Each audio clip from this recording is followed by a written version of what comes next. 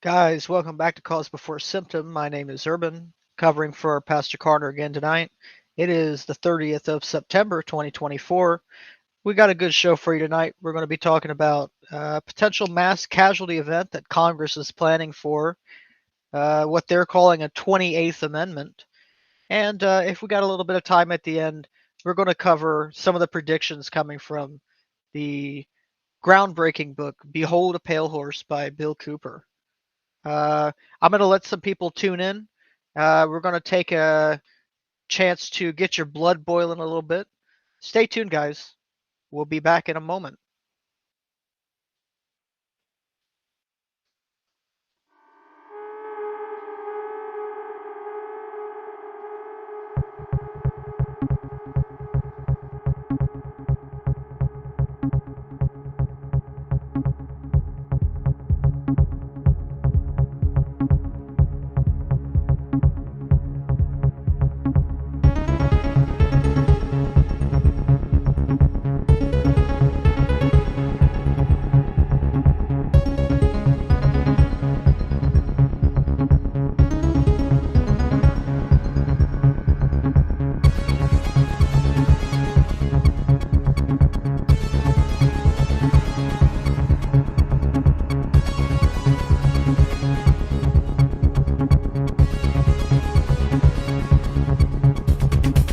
The right moment has come, a time of consciousness and awareness, a spiritual revolution where we can reclaim human evolution. No more captivation, the end of all slave-bound nations, a brainwashed recreation, a powerful love manifestation. They stole your life and programmed your mind. A mind control manipulation, the real alien invasion. They stole your life, instilled fear in your mind. A mind control manipulation, the real alien invasion.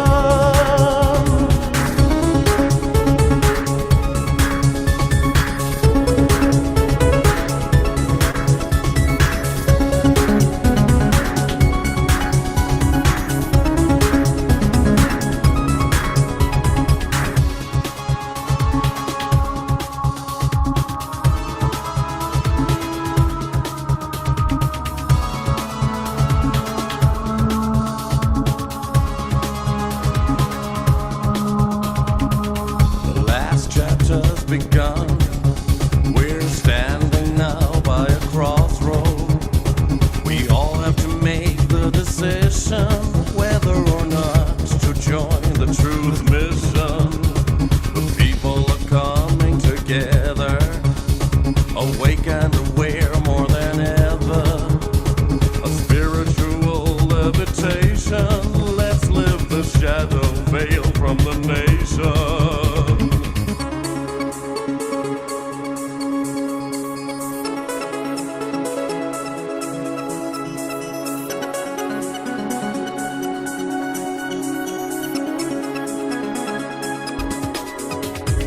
They stole your life and programmed your mind. A mind control manipulation, the real alien invasion.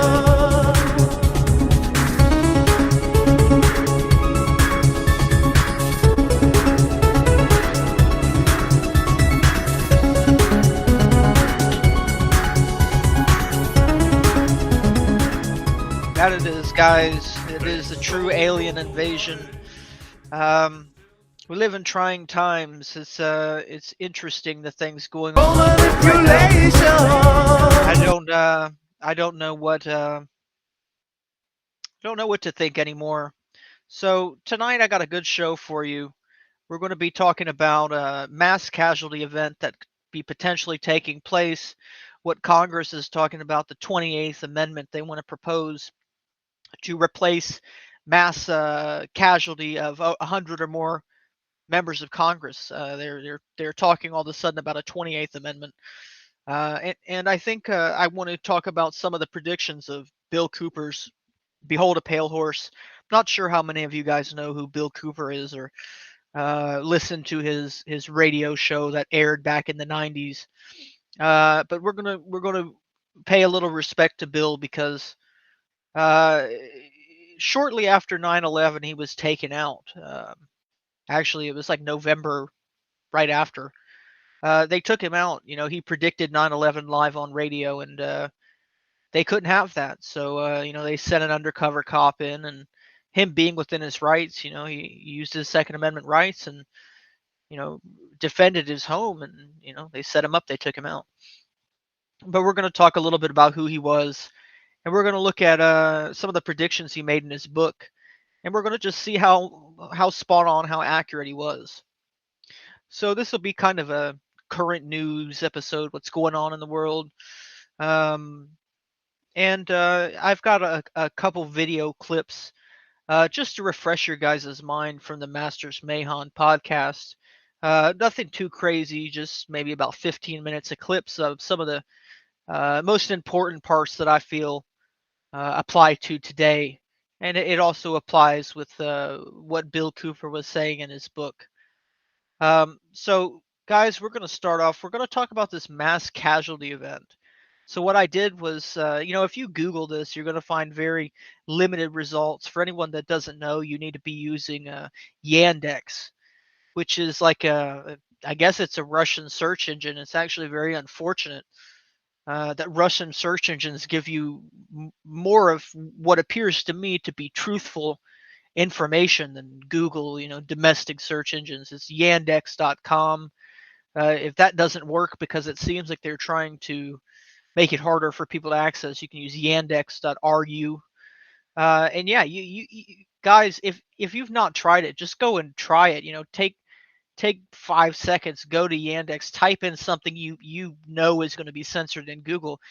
You'll be surprised at the things that come up. I mean, for instance, if you go into Google and you type in Domenico Napoleon Orsini, or you type the Breakspear family in, nothing's going to come up. You know, nothing historical records maybe.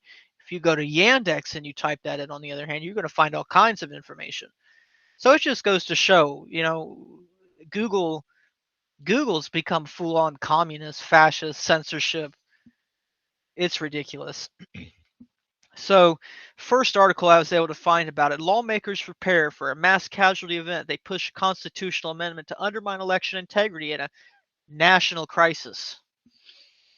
The article starts, it says, as political tensions rise in the U.S., Congress is preparing for the possibility of a mass casualty event that could dramatically change its makeup.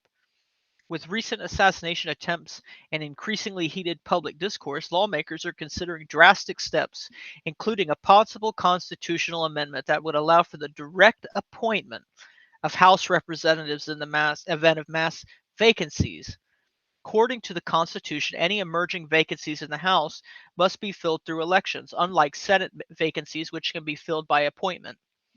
However, following the events of 9/11, a law was enacted to enable rapid elections if over 100 House seats are vacant, supposedly to keep the government running as smooth as possible by expediting the process. But now, with the shadow of political violence looming large, lawmakers are opportunistically pushing for a system where governors can swiftly appoint new members to Congress, fundamentally circumventing the people's right to directly elect those individuals by vote. I appreciate that, Rose Gold. I appreciate the compliment. I just show up with whatever I got, whatever I've looked into today. This was kind of a crossover from last night. I was talking about this. I figured I'll present it to you guys. I'll give you guys the facts on what's going on. It's pretty wild to me. I mean, I'll just start right in there with my commentary on it. Something ain't right with this. You know, to amend the Constitution, you need Congress to agree on something. What does Congress agree on anymore? Nothing. They don't agree. Oh, well, that's incorrect. I stand corrected. Congress agrees on domestic surveillance, war, They agree on anything that benefits the big corporations. Am I missing anything? There's probably a few other things I just can't think right now, but they agree on certain things. And back to what George Carlin said, gotta love George Carlin. Wherever both parties agree, you have no choice. So wherever both of the parties actually come together and agree on something, you're not involved in that discussion. You don't have any choice there. So when to amend the Constitution, you need 2/3 of both houses, 3/4 of all states to ratify the amendment.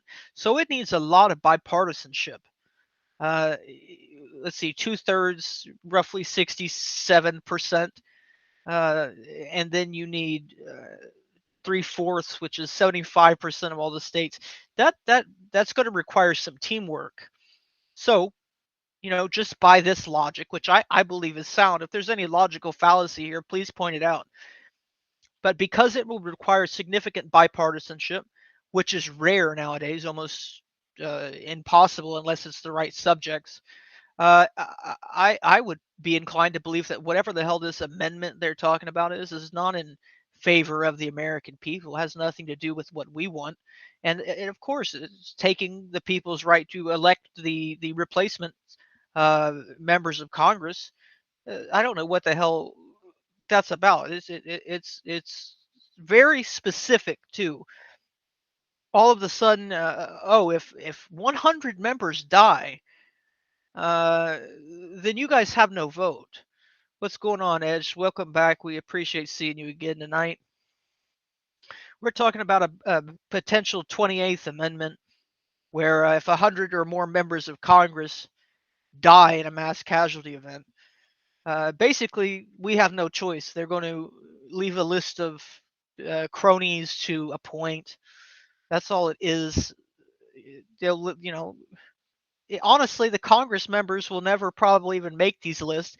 They'll be handed the list to submit to the governor of their state by the lobbyists, by APAC, by the corporate people. I mean, it's ridiculous.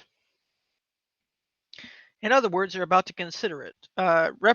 Representative Derek Kilmer, a leading proponent of the bill, stated during the hearing on the subcommittee hearing for preparing for the future, learning from the that's hold up, I got to read this title carefully.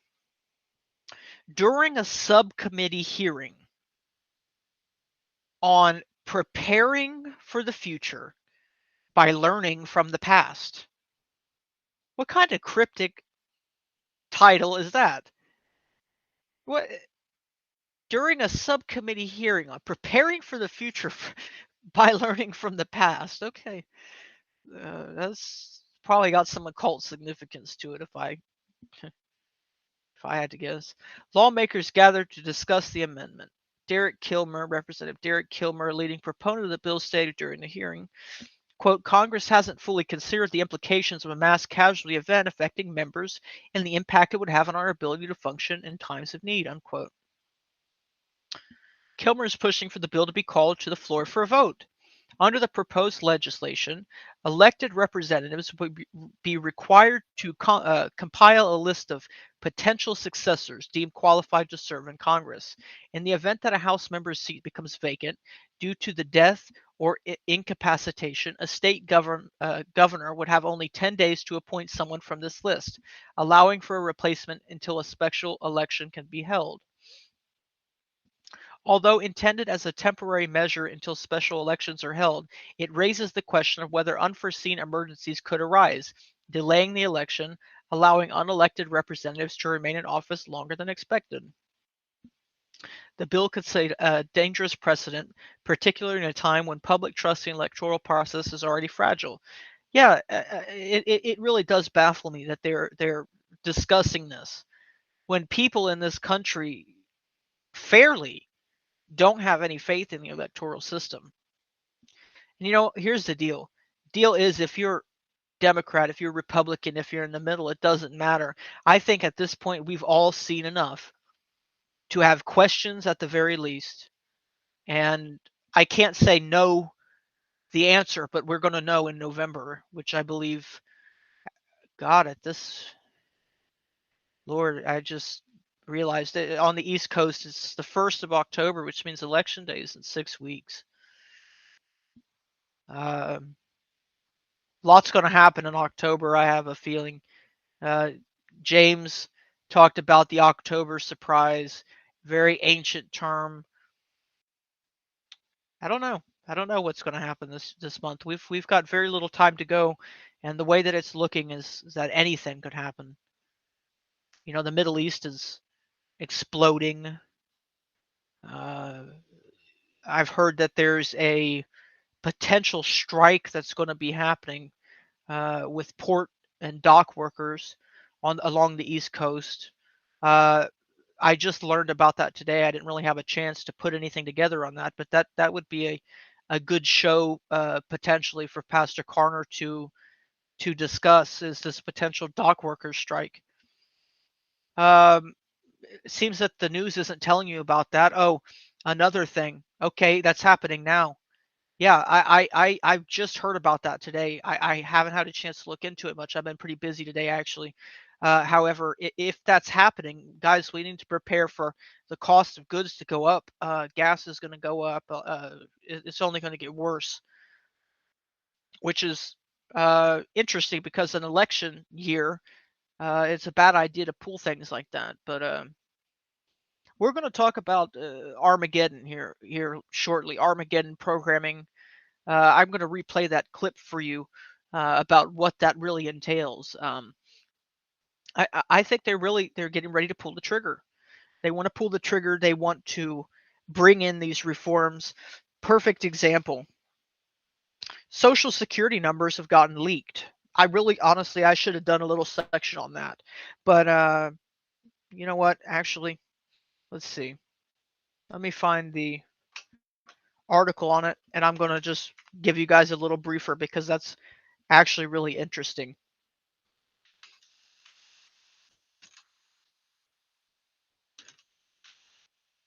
Scary, actually. But here it is. Background check giant confirms security incident linked millions of social security numbers. So this was a background check firm, people who conduct background checks, which who hasn't gotten a background check done to get a job or something like that. So one of the largest companies that conducts background checks confirmed that it is the source of a data breach causing a national outrage due to the millions of social security numbers leaked. It's not millions, it's probably hundreds of millions. I think they're downplaying the number. In a statement Friday, National Public Data says it detected suspicious activity in its network in late December, and subsequently a hacker leaked certain trenches of data in April and throughout the summer. The incident is believed to have involved a third-party bad actor that was trying to hack into data in late December 2023, with potential leaks of certain data in April 2024 and summer 2024. We conducted information and subsequent information has come to light. Oh, great. The information that was suspected of being breached contained name, emails, phone numbers, social security numbers, and mailing addresses. So, guys, you heard it here first. Maybe if you heard it here first, go get your social security number checked out. Check your credit, make sure nothing fishy is going on with your credit or anything like that, because all of our data has been leaked. And guys, take nothing I say 100%. I'm not telling you what I know to be the truth. I'm telling you my fringe conspiracy theories. That's what this show's been about. It is our hope that through these thought exercises, let's not call them conspiracy theories, let's call them thought exercises, because that's how I view them.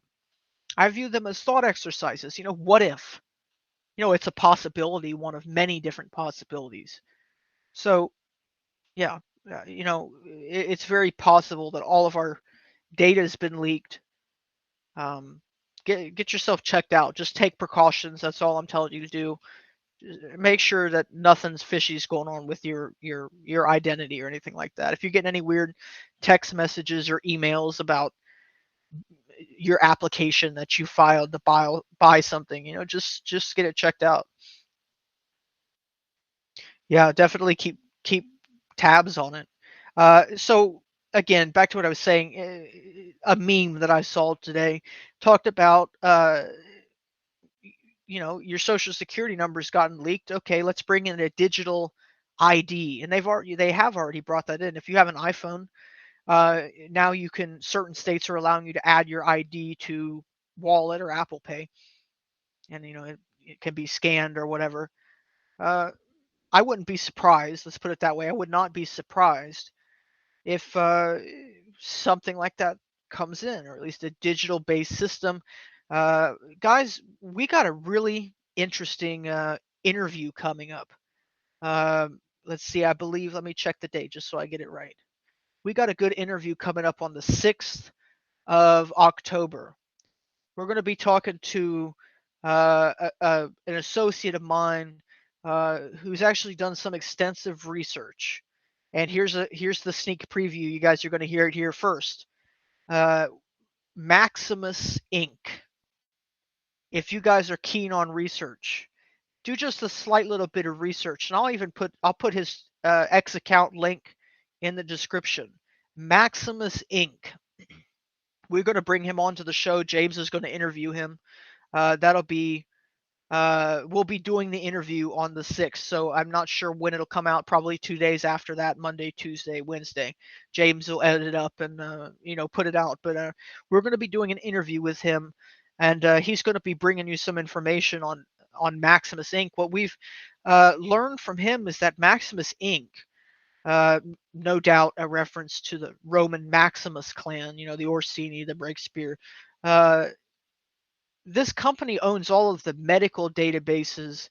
They have their hands in airport security after 9/11, medical IDs for the military. This company's international. It's associated with the Fabian Society, Child Protective Services, because they're really into healthcare. So anywhere insurance can be billed, they've got their hands in it. So he's the guy we're bringing on. I'll leave his information in the description so you guys can check him out if you're interested.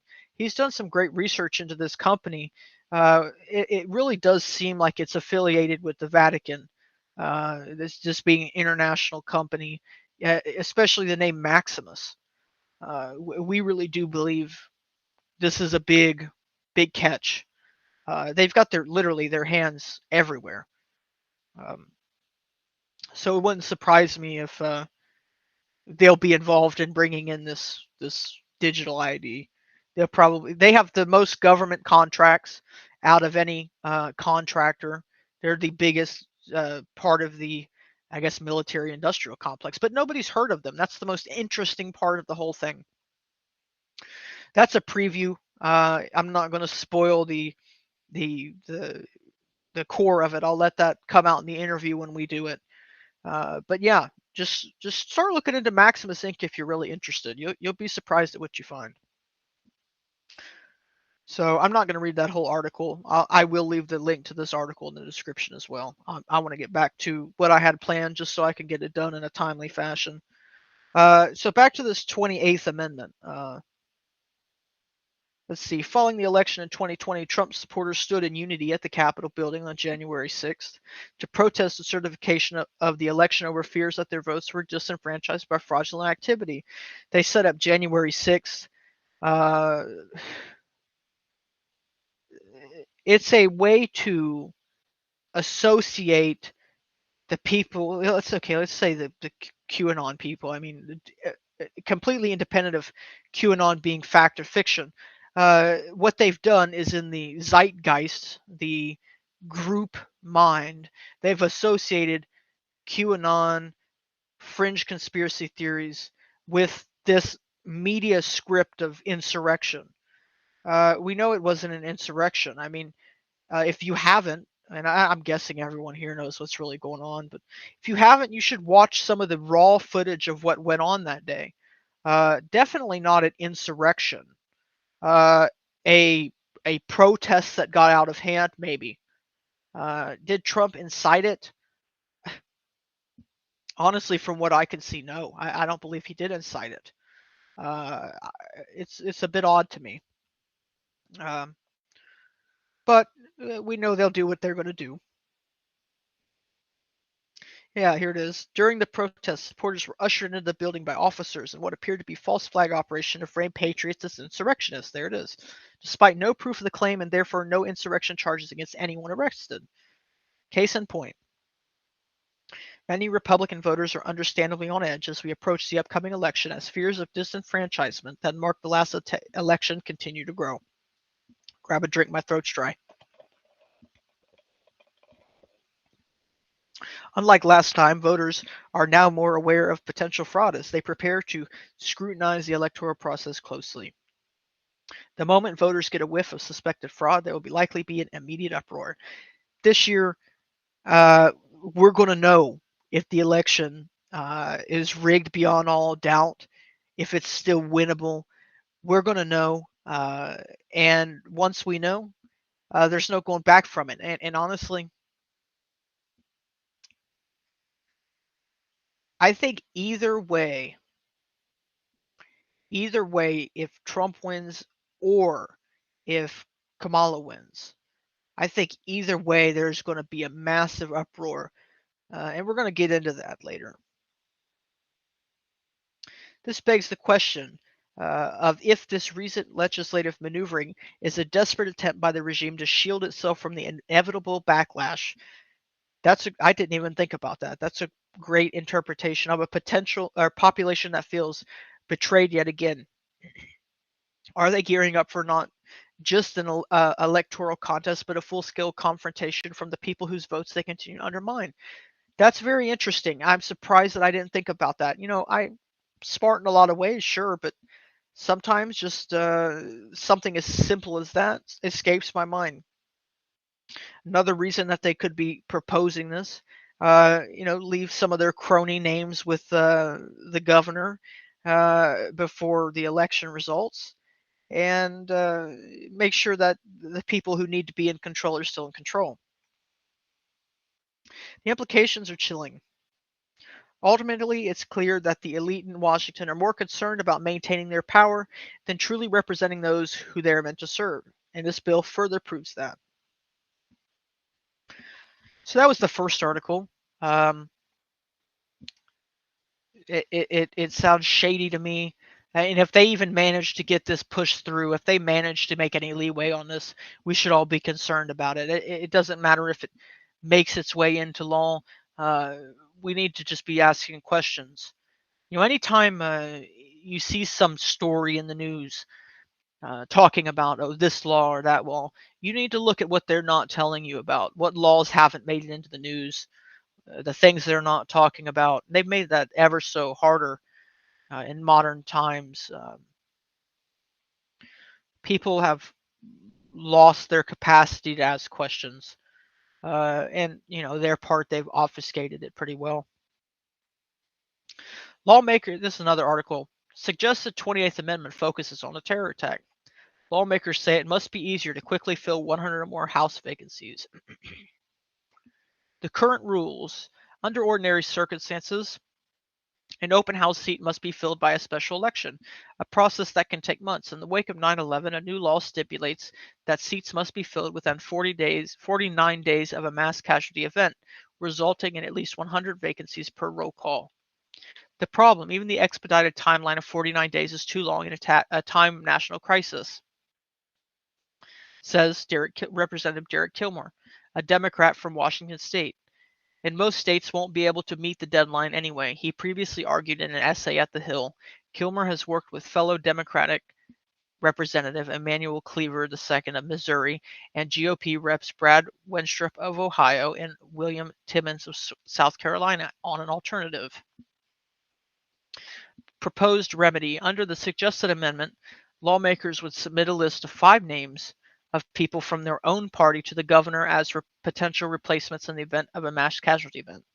The governor would then choose a name from that list as an immediate interim appointment. The remedy, though, faces long odds. Getting an amendment passed requires 2/3 vote of both House and the Senate, and then ratification by 3/4 of state legislatures. Short article, that was it.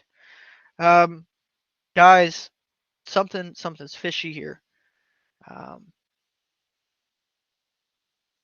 Realistically, Okay, I'm just thinking of a way to articulate this. These these people don't put together these thousand, and they're like 1,000 pages. And again, most of them are written in hotel conference rooms by the lobbyist, the people the lobbyist hire. But the money doesn't get spent to draft and set up these potential bills and laws unless they're being done for some reason. Maybe just publicity. But this is definitely not a publicity stunt. Somebody's funded this proposal, and I don't know why.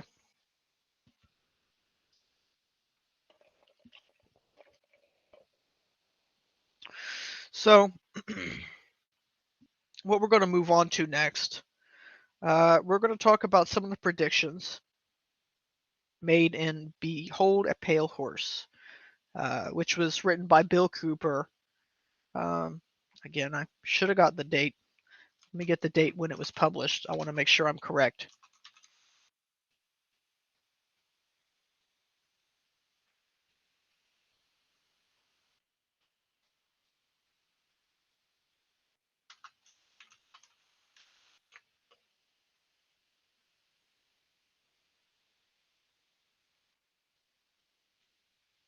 1991. It was published in 1991. What we're going to do is we're going to explore some of the things um, that he mentioned in that book. But first, what we're going to do, for those of you who don't know, and I honestly don't know how many of you know who Bill Cooper was or not. He was it's pretty big back in the 90s in the awake community, which was much smaller back then. Uh, I'm 25. I wasn't even around back then, but um, the awake community was much more niche and small at that time. And that's one thing that's very interesting is that recently, in the last probably 5 to 10 years, the awake community's grown significantly. Um, so what we're going to do, since Bill Cooper was one of the pioneers, we're going to just go through his story. I'm going to tell you who he was. This comes from his website. I'm not sure who maintains it still. It's pretty old school, so I think it's been around for a while. And we're gonna tell his story because I think he was a true patriot. I think he really cared. I think he did the research, and I think he was taken out for it. I do. So I greatly respect the man. I'm glad that he put this information forward because it's because of his efforts that we're actually able to start down on the research of this stuff. I mean, again, he was doing this back in the 90s, and this was when not much was known about this occult, secret society, conspiracy, new world order thing that was going on. This was right at the beginning of it. So this comes from his website, hourofThetime.com. William Cooper was reared in an Air Force family.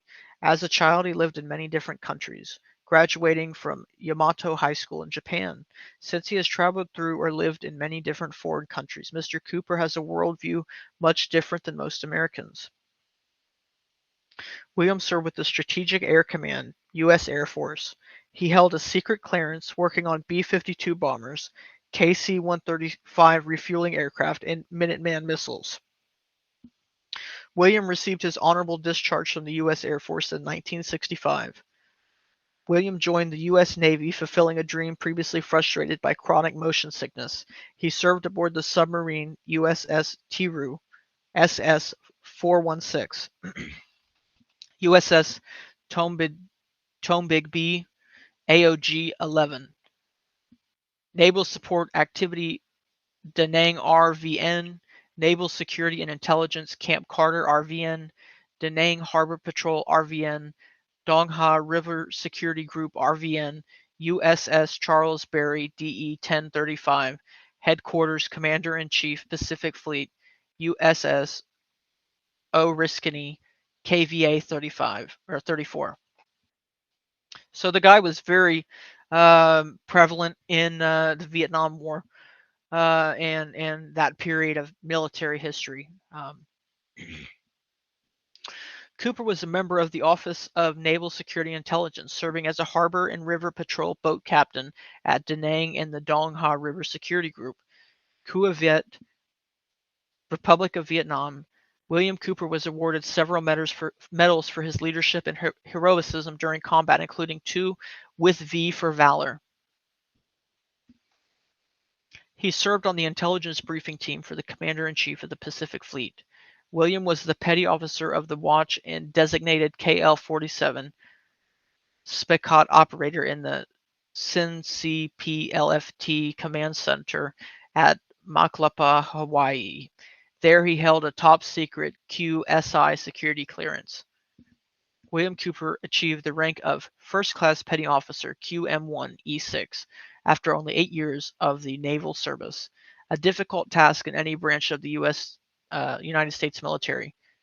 William Cooper received an honorable discharge from the Navy on December 11, 1975. He attended Long Beach City College, where he picked up an Associates of Science degree in photography. He founded the Absolute Image Studio and Gallery of Fine Art Photography in Long Beach, California. William held the position of Executive Director of Adelphi Business College Pacific Coast Technical Institute and National Technical College. Mr. Cooper was the National Marketing Coordinator for the National Education and Software. He produced several documentaries covering subjects such as the Kennedy assassination and secret black plot projects that have built flying disc-shaped craft.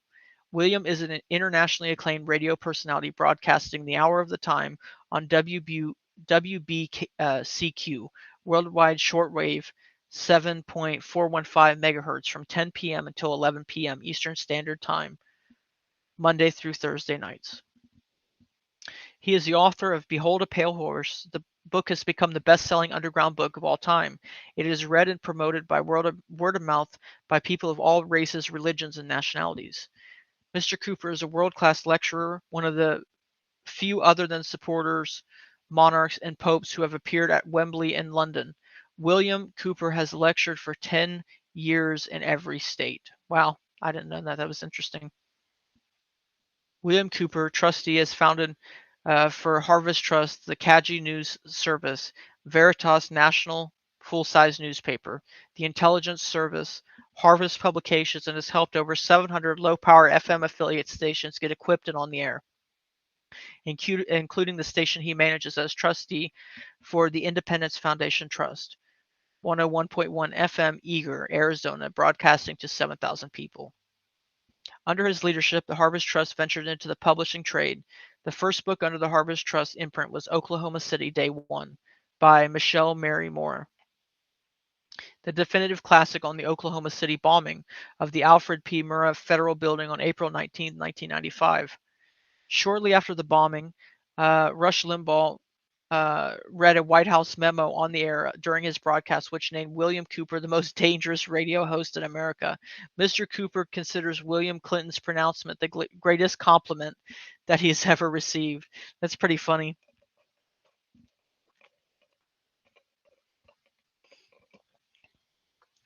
William Cooper's FBI memo, promulgated by the investigation required by his security clearances while in the military service, was one of those unlawfully in possession of the White House and what he has become known as Filegate. Shortly after this discovery, President Clinton ordered all federal agencies to begin investigation, persecution, and prosecution of Mr. Cooper to shut him up. After years of filing FOIA requests and researching the IRS, William Cooper brought suit against the IRS in federal district court in Phoenix, Arizona, to force the IRS to produce proof of jurisdiction and delegation of authority, which the IRS was unable to do. Very interesting. To short-circuit Mr. Cooper's attempt to reveal the true nature of the criminal IRS and to carry out the orders of the White House, the agency lied to a grand jury, not allowing William Cooper to testify, and secured indictments against Mr. Cooper and his wife Annie. This ploy successfully stopped Mr. Cooper from continuing his suit against the criminal IRS for fear of being arrested. In 1998, Veritas and Harvest Publications was sold to Hallmark Creative Corporation, along with the copyright and all rights to all written material produced or ever to be produced by William Cooper, including Behold a Pale Horse and Oklahoma City Day One. Hallmark Creative Corporations has contracted to ensure this material is always available to the public. It's a little suspicious.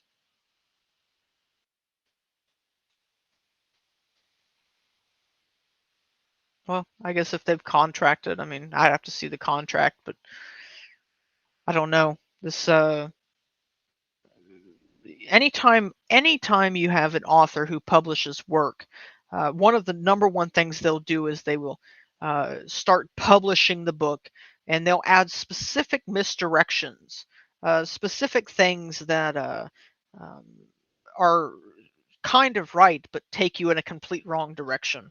Um, so it's always really important to find original copies of these books. William Cooper continues to champion the cause of truth and freedom for all peoples of all races, religions, and places of ancestral origin. William is Native American, English, Scottish, and Irish. He lives in Arizona, formerly with his beautiful Chinese wife Annie, daughters Dorothy and little Allison, and their dogs Sugar Bear and Crusher.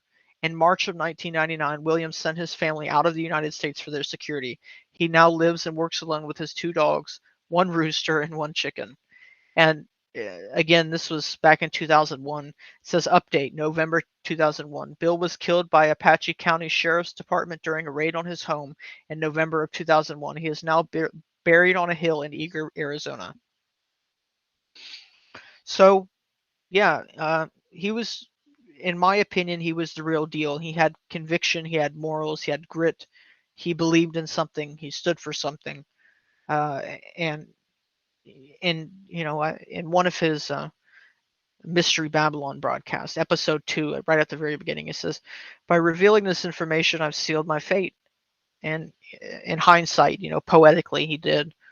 But he died for something, and I think that makes him, one of the best prime examples for what a true patriot, someone who loves their country, should do. So, guys, we're going to take a short advertisement break just so I can rest my vocal cords, grab a drink, take a breather, and hold tight, guys. We'll be back in just a moment. If you're looking for a publication that delivers honest takes and critical insights into the issues of our day, then look no further than The Flame Paper. The Flame Paper is written for the people, by the people, who aren't afraid to challenge a mainstream narrative, be it healthcare, voter fraud, political correctness, or even the one world government. The Flame is full of timely articles, reports, and expert advice written by freedom-loving, truth-telling experts, journalists, and concerned citizens. To subscribe, go to theflameusa.com.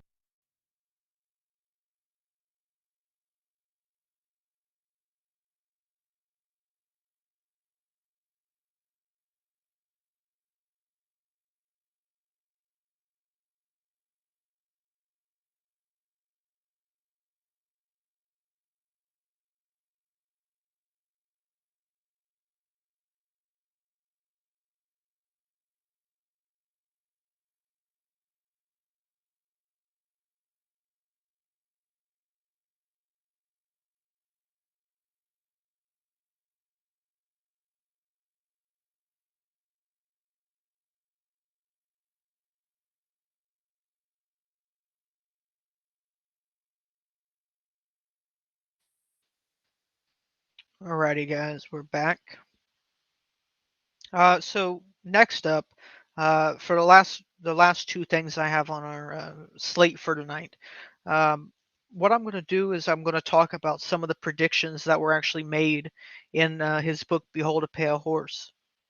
I used Notebook LM to kind of synthesize the book and generate these out for me, and I wanted to see how it went. So, uh, for in terms of restrictions, you can upload a book like this and it'll work as of now. I don't know how long it'll work, but it was pretty accurate. I mean, everything that came out, it'll give you the quote and everything, the citations, and it works great. You can condense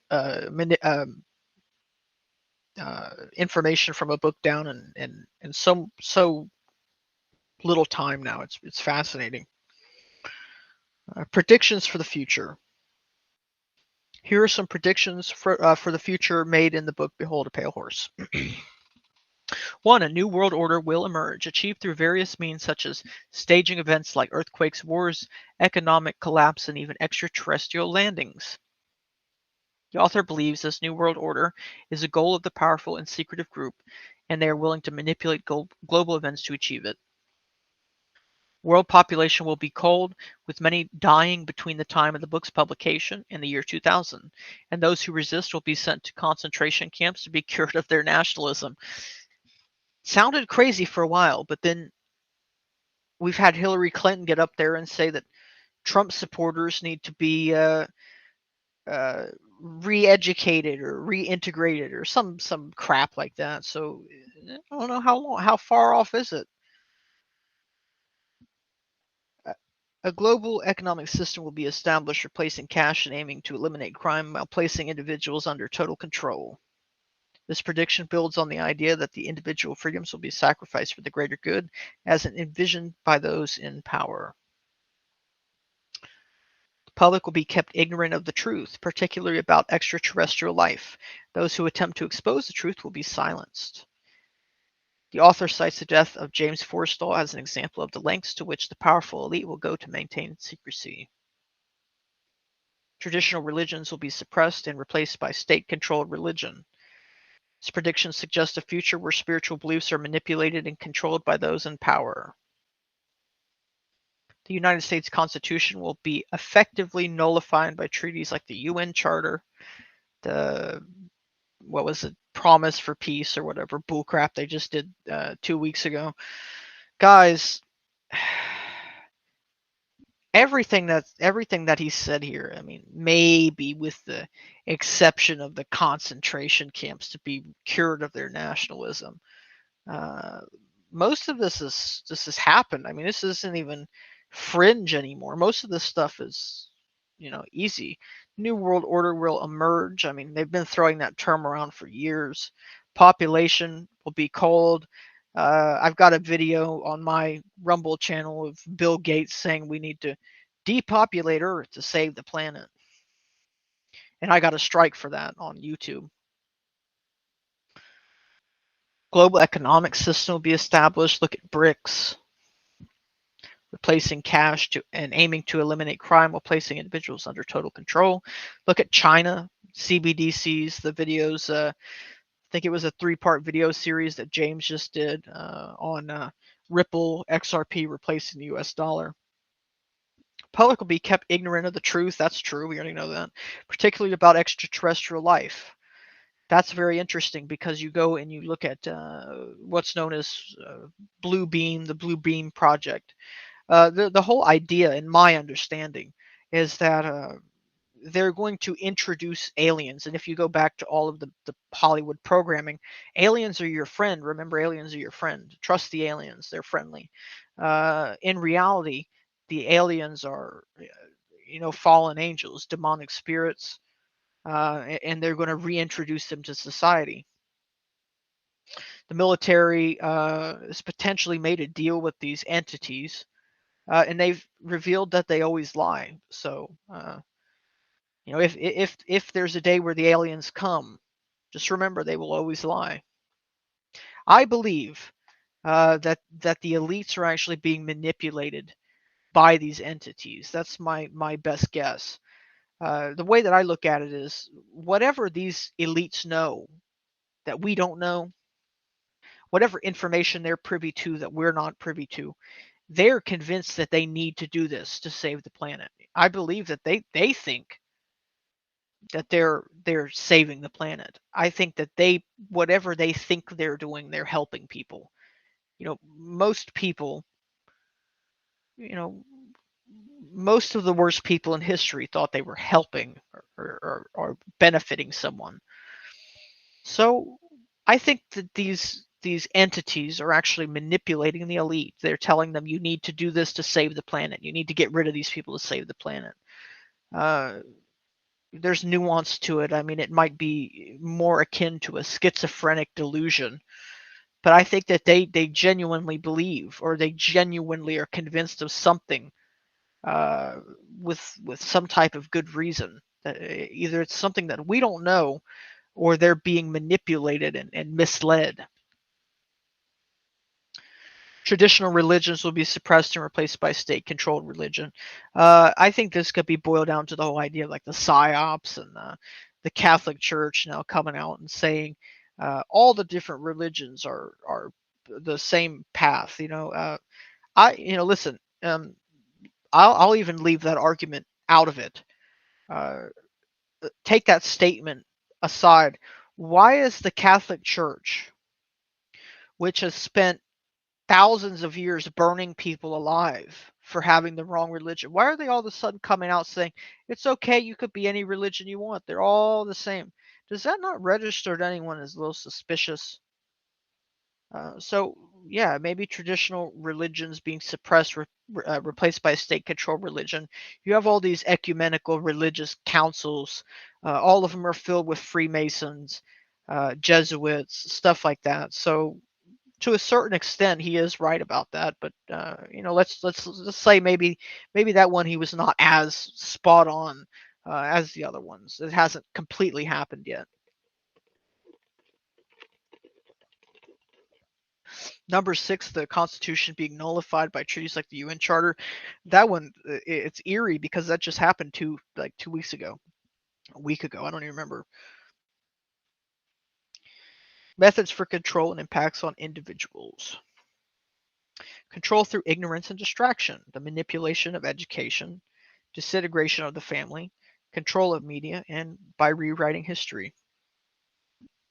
Really, all of those were outlined in Orwell's 1984.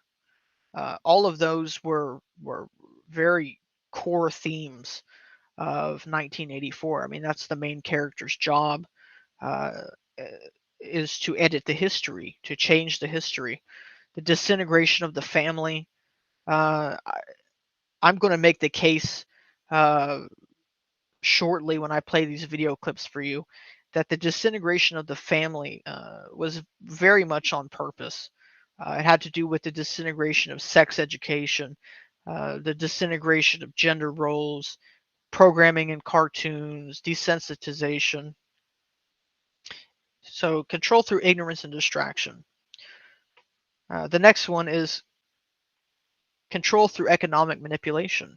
Economic silent weapons. The sources describe economic manipulation as a form of quiet warfare using silent weapons to control society. Shock testing and predictive programming. By manipulating commodity prices, the power structure observes public reactions to the shock and economic system and uses this data to predict and control behavior. This sounds a lot like, I believe it was George Soros's reflexive economic theory. Debt-based economy. The sources suggest that a debt-based economic system keeps individuals reliant on the elite for stability. This dependency ensures compliance and limits individual agency. Absolutely. Absolutely. Control through surveillance and intimidation. Surveillance systems. The source alleges that the existence of extensive surveillance programs using technology and data collection to monitor individuals. Government agencies like the IRS and institutions like credit bureaus play a role in gathering information on citizens. That's eerie because this book back in 1991, he's talking about surveillance systems. This was before Facebook, MySpace, any of it. Eerie. It is eerie how accurate he was. But I shouldn't be surprised because there have been other people who've been accurate. But I mean, Bill Cooper is one of the most recent, one of the most accurate. Just reading these, almost everything here is exactly what we're seeing now in the world. By instilling fear and intimidation, by instilling fear, particularly through institutions like the military draft, the legal system, and law enforcement agencies, the power structure enforces conformity and obedience. Control through social engineering, population control and discrediting religion and promoting materialism. sources discuss drastic measures for population control, including promoting birth control, encouraging homosexuality, and even suggesting the deliberate introduction of diseases. These claims are presented as necessary to manage the resources and to maintain order. Discrediting religion and promoting materialism. The power structure encourages a focus on materialism and the immediate gratification, while discrediting traditional religious institutions to undermine their influence on individual morality and behavior. The impact on individual lives. The methods described in the sources aim to create a society where individuals are 1. Dependent, 2. Ignorant, 3. Distracted, 4. Fearful. If there's any complaints in the audience about what he's just said, if anyone's got any counter arguments, wants me to talk about anything, I think we're all in agreement. Everything he's saying is eerily exactly on the dot. It's like he was living right now. Keeping the public undisciplined and ignorant. According to William Cooper and Beheld a Pale Horse, the primary means of keeping the public undisciplined and ignorant is through a calculated strategy of diversion employed alongside a deliberate dumbing down of education. That and the chemicals, too. Again, they just found out fluoride was likely making children's IQ lower. Just look on any of the food snacks that you can buy at the store now. Go to Yandex, Google some of the ingredients. You'll be interesting what comes up on the Russian search engines. Mind you, our food's banned in all the other countries. I mean, almost every other country doesn't have this crap in the food. So the document states that the simplest method of control is to keep the public unaware of basic systems principles, while simultaneously bombarding them with distractions of no real importance. This two-pronged approach is elaborated as follows. Disengaging minds. This involves actively sabotaging the public's ability to think critically. This is achieved by providing a low-quality program of public education that avoids teaching true mathematics, economics, law, and history, discouraging technical creativity, presumably to prevent individuals from challenging the technological systems of control, manufacturing distractions. While the public's minds are being dulled, they are kept constantly distracted from matters of importance by unrelenting emotional affrontations and attacks through media, primarily television and newspapers. This includes a constant stream of sex, violence, and wars designed to keep the population emotionally overwhelmed.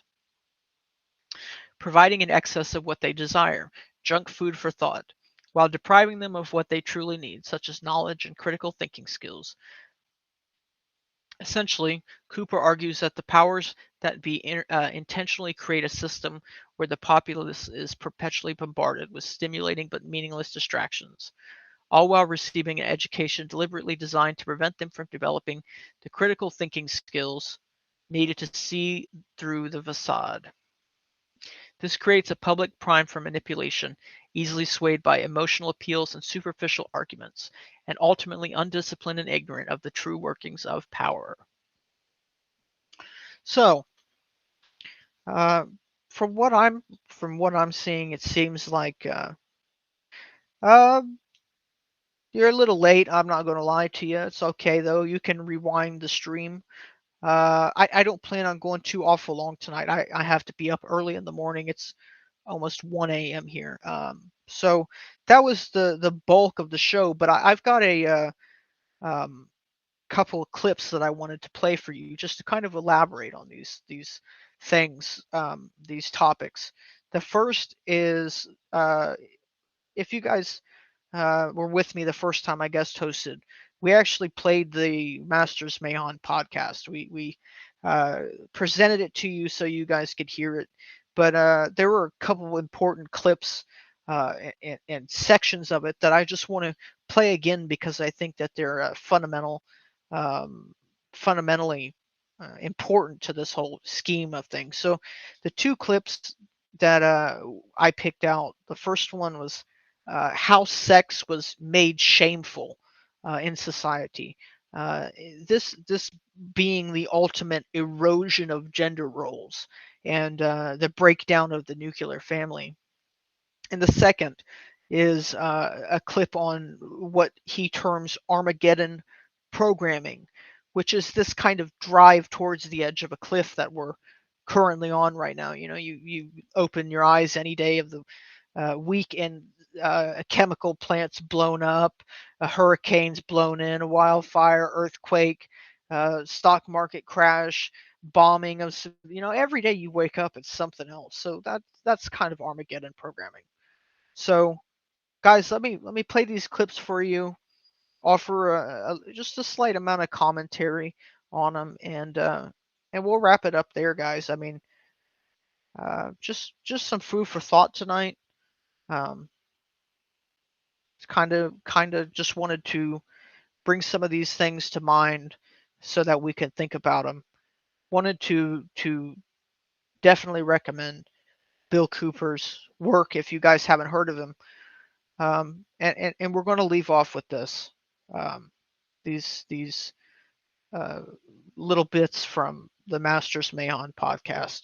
And what I'll do is I'll actually post those in the description so you guys can check that out if you're interested. Definitely, if you guys listen to it here, maybe listen to a few episodes again. It definitely is informative the second time around.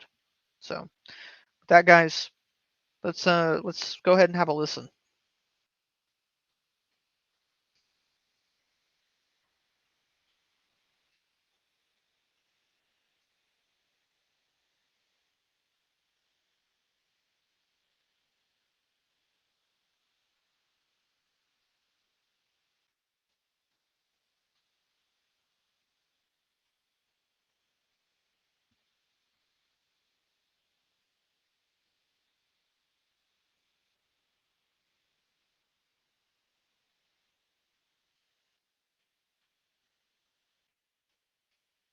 Let's see.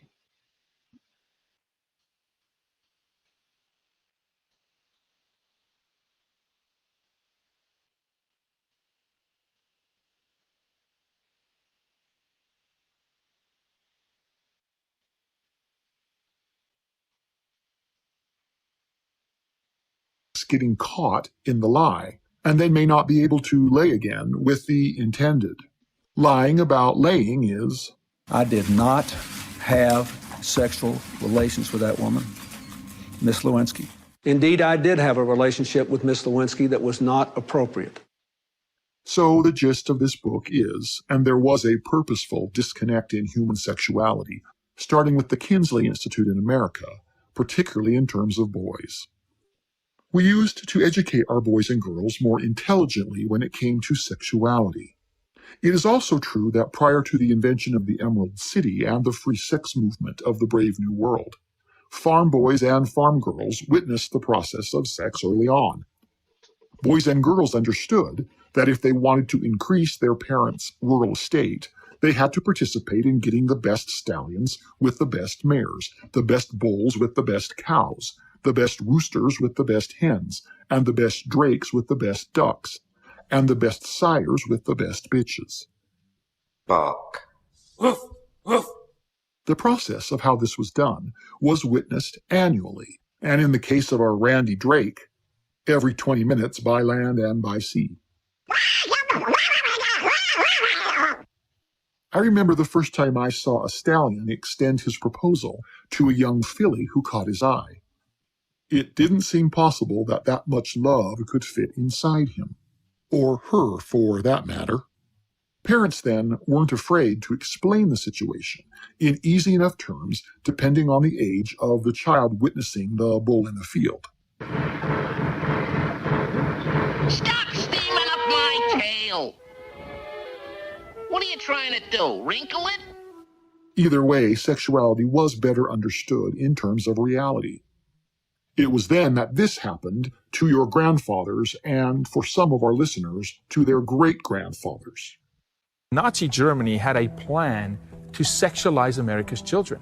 And Nazi German scientists started working with Alfred Kinsey in the U.S., the Kinsey Institute. The great sex researcher of the 1950s. Right? Absolutely. And this is a man who performed sexual acts on 6-week-old babies, boys, and then wrote that every child wants to be sexual. And he interviewed pedophiles and asked pedophiles, what do you think a child wants? It's a completely flawed work, but we have built America's sexual foundation. Every book, every viewer read when they grew up was based off of Kinsey's work, all our curriculums. Hugh Hefner was a subject of Alfred Kinsey. I didn't know. Kinsey met Hefner at a college campus, and Hefner was still a virgin at the time, and he groomed Hefner, and he said, look, through publication and pornography, we can desensitize the American male. It is a planned, systemic, and systematic attack. What started happening 3 or 4 generations back was the purposeful mystification and mythologicalization of human sexuality. These began with the blunt porn industry. Boys and girls have always been interested in sex, thank goodness. Being roughly 153 generations back from Adam and Eve, my ancestors had almost 200 chances to blow me off. How grateful I am that every one of these 306 couplings successfully happened. Societies of men for the boys and societies of women for the girls worked to make puberty and ascension into adulthood easier and gratifying. A boy's maturity, his testosterone, and his natural desire to achieve, provide, and protect were celebrated when he started getting muscles, acted bravely, went on hunts and vision quests, and performed rites of service for his family, his greater family, and his tribe. This was connected to the idea of sexuality. The transition was a bit more forced on the girls, where a boy had to be tuned into his future purpose. A menstruating girl discovered her purpose and then had to deal with it. Anciently, this usually consisted of a great celebratory expression from the older women in a tribe, after which the girl was usually escorted to a private place where she was encouraged to reflect deeply on what it meant to be a temple of life for the sake of others. It was a holy time for both sexes, and the education of such was taken very seriously. All of this changed in first world countries with industrialized porn. Real-world experiences were replaced with mythological stories, imageries, and fake scenarios. People became objects on a page, and human shape and form became platonic. Just as the ancient Greek statues were able to create an impossible ideal for most men and women, photographic manipulation in America in the modern world did the same. Things that were once witnessed and explained in a real-world setting were now whispered, giggled, and lusted over behind closed doors. Some sexual acts that were never considered by the young and curious became easily illustratable on paper in their bare hands. Because all of this was connected to secrecy and embarrassment, particularly among the young men of the 50s, when it came time to teach the age-old truths of sexuality to the next generation in the Emerald City, our grandfathers let us down. Their education into sex had been lustful and dirty, and as such, these same feelings attached themselves in the mind, and they found themselves unable or too embarrassed by themselves to teach their own sons. This embarrassment and inadequacy was cemented in cartoons, movies, and humor, where it was echoed with bubbling, stumbling fathers trying to find a way out of talking to their sons about the birds and the bees. Hello, I'm actor Troy McClure. I'm here to provide the facts about sex in a frank and straightforward manner. And now here's Fuzzy Bunny's Guide to You-Know-What. This is Fuzzy Bunny. About a year ago, he noticed his voice was changing. He had terrible acne and had fur where there was no fur before. He also noticed Fluffy Bunny. Fluffy and Fuzzy went to the park, the ice cream social, the boat show, and various other wholesome activities. And they never ruined their fun by giving in to their throbbing biological urges. Then came the big day. Fluffy and Fuzzy got married. That night came the honeymoon. She's faking it. The most satisfying part of the night was knowing that they waited. 9 months later, Fluffy gave birth to 14 beautiful bunnies. 8 survive. And now that you know how it's done, don't do it. Ask any man over 30, if he was ever given a sex talk with his father, and 9 times out of 10 he will say no. What they learned from an adolescent friend, pornography, the media, elementary school, or the internet.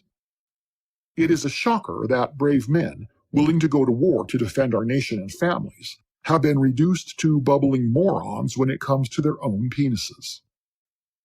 Women too have suffered as pornography, promiscuity, and abortion have become easier and easier options. The vast numbers of single mothers in our world today prove that all of this is true. What all of this means is that for 70 years now, what used to be mature sexuality, necessary for the continuation of our species, and a 100% fact of nature in all her forms, has been demoted into immature jokes, innuendos, and silliness even by adults. The entire natural truth is now about naughty whispers and attempts to say, "Let us die young or let us live forever." Nothing is more childish today than adults and sexuality. Hit the nail right on the head there, guys. It's might seem a little goofy. What does this have to do with what's going on now?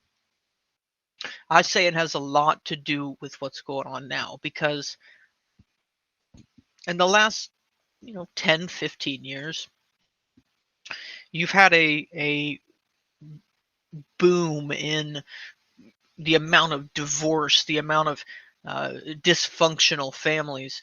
It's been growing for more than that, more time than that, steadily. But I would definitely say that with especially the transgenderism movement, I would definitely say that that has a lot to do with the erosion of gender roles, the divorce rate, the single parents, single mothers, single fathers, has a lot to do with the broken household. That's why it's called the nuclear family, because it's the fundamental structure of nature. It's nuclear, and it is. In the esoteric mathematical tradition, you have 1, which represents the primary, the masculine.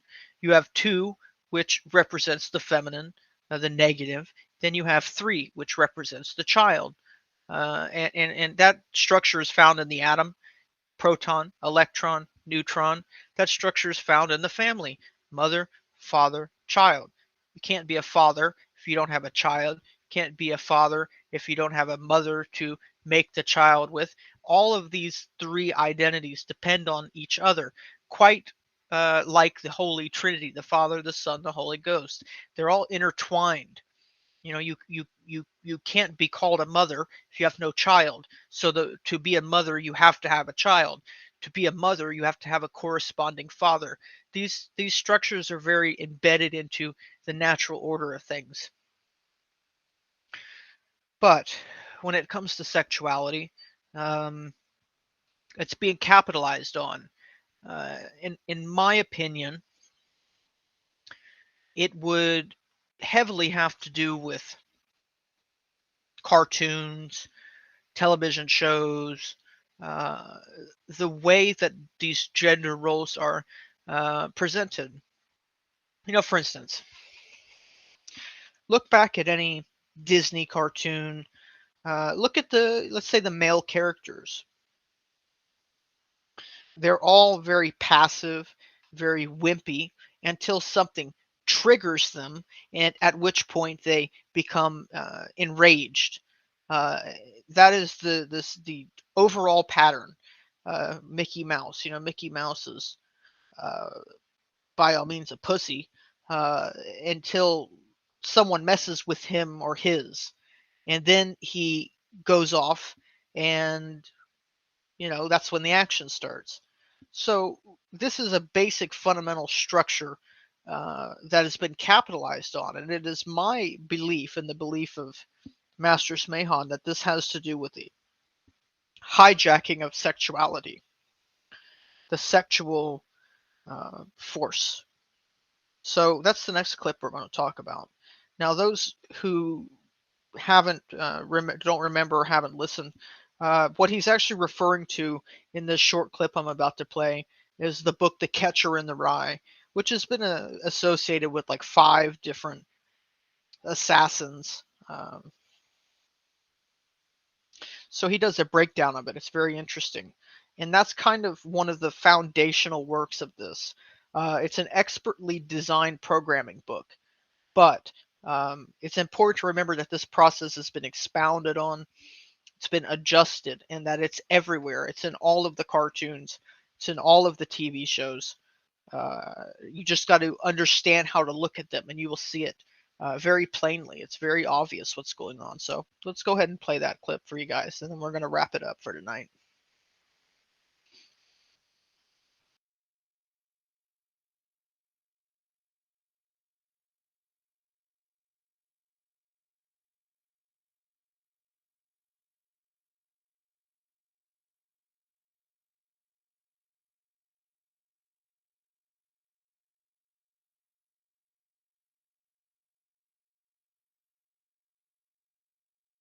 What Salinger did, and we will argue brilliantly, was take his emerging juvenile male angst, frustration, anger, competition, and testosterone, and connect it internally to murder. In this, Holden's gun, to accompany his deer or duck hunting hat, he always carries with him in his pants. His constant frustration with male-on-male aggression. Have you ever seen young guys wrestling and getting overly excited like 2 bucks, sizing each other up on a mat? Or his inadequacies with women of all ages throughout the book. Failure after failure, from elderly Mrs. Spencer to his 10-year-old sister, is always connected in the programming with death. Arousal and sexual energy need a release. If you are too immature or stupid yet to see it, never fear. You have to look no further than the text itself for your proof. Due to our immaturity, we do not teach adolescents today that human beings, and really all of God's creation, enter an inner altered state as arousal arises. Women speak of this as going into heat, and one can hear female cats going through this some nights outside your window.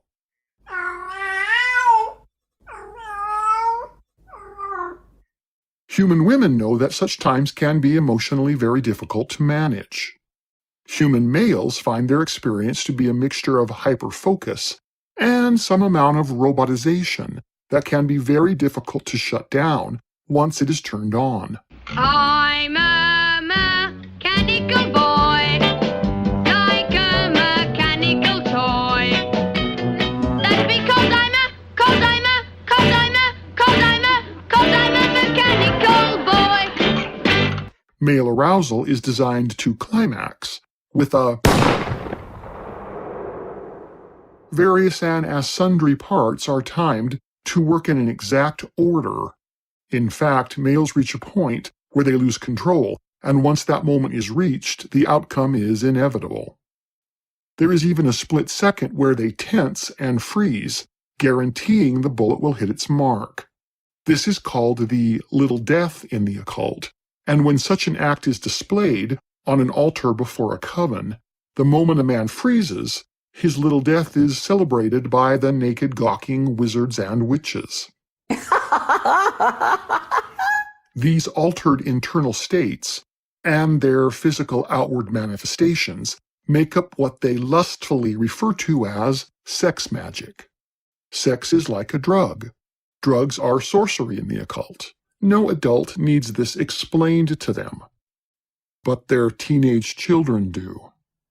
What The Catcher in the Rye teaches boys particularly, and broken occult males specifically, is that their inner sodomy rage, male aggression, altered state arousal, and building robotization can climax not in testicular ejaculation from their built-in flesh rifle, but with a metal bullet from an actual gun.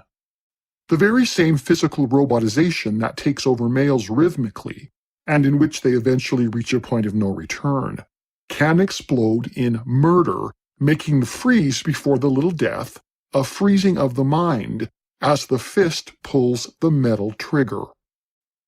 This is the purpose of the trauma trancing and the horror hypnosis. It is no coincidence that robo-assassins, Timothy McVeigh, Sirhan Sirhan, Lee Harvey Oswald, Mark David Chapman, John Hinckley, and of course John Wilkes Booth. No, I was just waiting to see if you were awake. They all considered the catcher in the rye, except for John Wilkes Booth. That was a joke, but he was a member of the Illuminati. All of these considered The Catcher in the Rye as being the book that intimately applied to them. Well, we will never know exactly what Jerome David Salinger felt about this. It is impossible to deny from history that prominent assassins have considered it profoundly influential on them. It is also impossible to deny the unrelenting pattern of clever hypno-triggers, double entendres, and subconscious repetitive logic that sexual pressure in hormonal males is to be released through ejaculatory gunfire. The rest is open for debate. All of these were tests for a coming day when the occult intends to trigger their programmed to bring about Armageddon on their terms. Basically, at the time I was teaching at a Christian school. I was also very involved in military in San Diego. In fact, the group has a lot of military orientation, and so a lot of times I would take the kids to their area. There's an area where the kids would go and change. They had a room, and we would have like baskets of clothes, and we'd change our clothing. You'd take out your clothing, it had your name on it, and put on your uniform or whatever you wore that night. And the kids would wear these little miniature military uniforms. They would go out and do their training exercises. They were learning how to march, how to shoot. All kids in Illuminati at least know how to take apart a gun, put it together, and shoot with deadly accuracy by the age of 8 years old. I was normally supervising the younger trainers. They would be doing it, and I would be there watching and making sure they did it correctly. I can tell you that in San Diego, 20% of the active members of the group were active military. As I know, these people aren't always honest or trustworthy. They are deceptive. These are not stupid people. They would have done it already, but Americans still own too many guns and are not afraid to defend their constitutional rights. Thus, guns and the police have got to go, and the Constitution has to be legally undone, such as George Bush did with the Patriot Act. I do have a question, though. If we have proof that men like George Soros are paying people to invade our nation and ride in our streets, why haven't we frozen all his assets and arrested men like him as homegrown terrorists? We blew Randy Weaver's wife away for so much less. We executed Saddam and Osama. Why does Jewish Soros get to do whatever he wants in our streets? Or how about this? Former President Obama has finally admitted that he was not born on American soil. Now, this isn't where I was born. I was born in Kenya. And the Constitution firmly states that only one born on United States soil can be president. And just to be clear, I know where my birth certificate is, but a lot of people don't. Since we now know that he was illegally elected. 3 years ago, I visited Kenya as the first sitting American president to come from Kenya. Why have we not voided every bill that he signed? And of course, I'm the first Kenyan American to be president of the United States. Constitutionally, he committed fraud every time he signed legislation. Yeah, I was not born in Hawaii. I wasn't born in the United States of America. I come from Kenya. Does that not make every bill he signed null and void under our law? Now, this isn't where I was born. I was born in Kenya. The Constitution is the supreme law in the land. If you have been paying attention, you already know the answer. Never waste a good crisis. The Constitution must be undermined before you and I can be returned to slavery through Armageddon. Rule Britannia, Britannia, rule the waves. Britons never, never, never shall be slaves.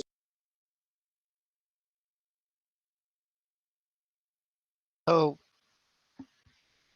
it's my interpretation that this election is likely going to be the trigger, the ultimate event that's going to push people over the edge, that's going to get people just anxious and riled up enough uh, that that that they'll tear everything apart. And they've almost done it too. I mean, how many cities have been taken over by illegal migrants? How many riots are there going to be on election day? What are people going to do when they realize that our votes don't count like we thought they have? A lot of shit's coming, guys. A lot of shit's coming for sure. But we have to lean on each other. We need to work together. I think, as I was saying last night, I'll say it again. We need to learn to speak with our wallets. We need to learn to protest with our dollars. Uh, if we can hold their money supply hostage on them, we can hold their criminal racket hostage on them. And if we do it in an organized fashion, I don't believe that it'll take that long. I think if we actually just put our differences aside and work together, I think that we could make some headway on this situation. But people have forgotten how to agree to disagree, and until we learn to sort that out, we may be doomed until then. But one of the key tenets of Christianity is that you need to love your neighbor as you love yourself. I think that's one of the primary keys to the whole ordeal. That and humility.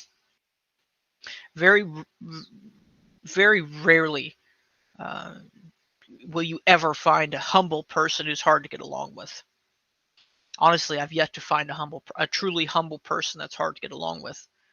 So humility is key to loving your neighbor as you love yourself, and loving your neighbor as you love yourself is the key tenet to Christianity.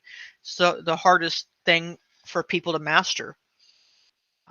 It's very easy to judge other people, and it takes practice to eliminate that part of yourself. To a certain extent, I think it's natural to judge others based on how they treat other people, how they treat those around them. Do they uplift each other? Do they put each other down? But we have to learn to put our differences aside, work together. Only then can we avoid what's coming, because they would have us back in chains. They absolutely would. You know, I always tell people, do you think once slavery ended, do you think the slave owners just said, well, it's time to go get a job, time to go to work? Hell no. Hell no, they didn't say it. They came up with another scam, another scheme, another way to parasitically live off the rest of us. And that's what these people are doing. All these billionaires, millionaires. I'm not saying they didn't work hard for their money, but what I'm saying is that once you get that much money, you've just taken it from the rest of the people. Not unfairly, not fairly, but you've just, that money could go in your pocket or it could go to a bunch of other people.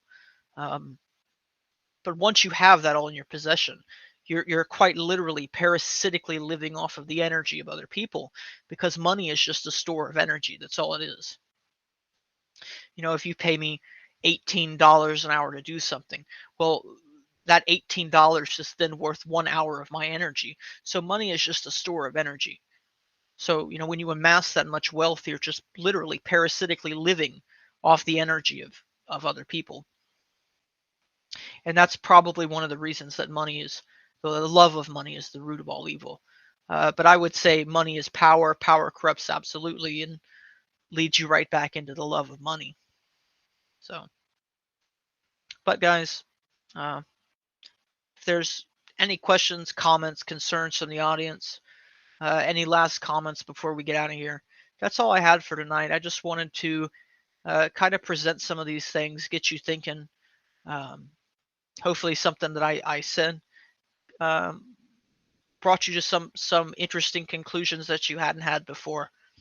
That's the hope here. All the hope that Pastor Carner and I have is to get people thinking, to present these possibilities, these scenarios to the audience, and let you guys make up your own mind. We'll do the research as best we can, give you as much information as we can, but yeah, it's not from a lack of trying. What do you mean, edged?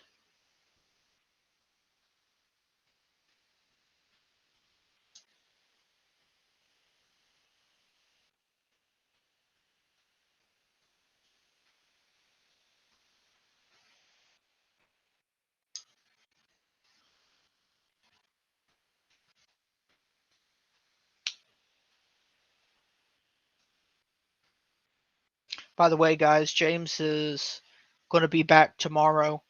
Tomorrow, Tuesday night. You'll probably, again, you'll see me pop back up whenever he's taking some vacation time. I'm working the behind the scenes. I upload all the videos to the different platforms and stuff like that, and try to promote the show a little bit. Running some of the social media accounts and whatnot. But if James goes out, he wants a break, I'm more than happy to cover the show for him. Find some interesting stuff to present to you guys.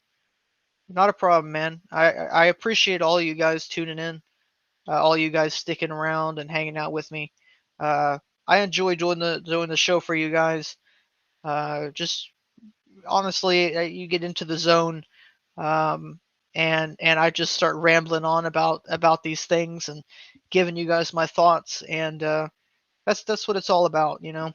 Just find a subject and offer some commentary on it, some interesting commentary, and try to get you guys to think. It's all about these thought exercises. I think I said that last night. These thought exercises are what we should be calling them. Not necessarily fringe conspiracy theories, far right, white supremacist conspiracy theories, whatever people want to call them now. Just being a free thinker, being somebody who's not afraid to think about something that other people aren't thinking about. So with that, guys, I'm going to wrap it up tonight. I appreciated you guys tuning in. I appreciate all of the support, all of the love. James will be back tomorrow. I'm sure that he's got something interesting in store for you guys. Some of the subjects that James is able to dig up. Oh yeah, it's a